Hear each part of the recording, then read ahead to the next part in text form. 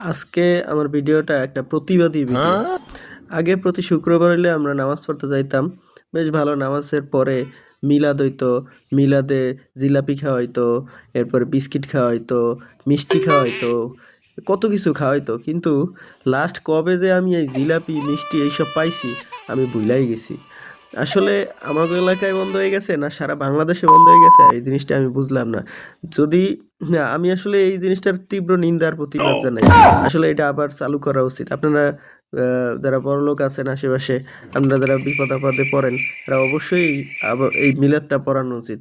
আমার অনেক বন্ধু-বান্ধব এই মিলাদ পড়ে না, এই লেগা ২ রাকাত ফরজ নামাজ পইড়া শুক্রবার চইলা আয়। এই সুন্নাত নামাজ পড়ে না, মিলাদ পড়ে না। অন্তপক্ষে তাদের কথা চিন্তা কইরাও তারা যাতে মিলাদ-টিলাদ পড়ে। আর মিলাদ তো উইঠাই যাইতাছে। আর এই যে জিলাপি দেয় না, এই মিষ্টি দেয় না, এটা আসলে আমি মাইনা নিতে পারতেছি না কোনোভাবেই।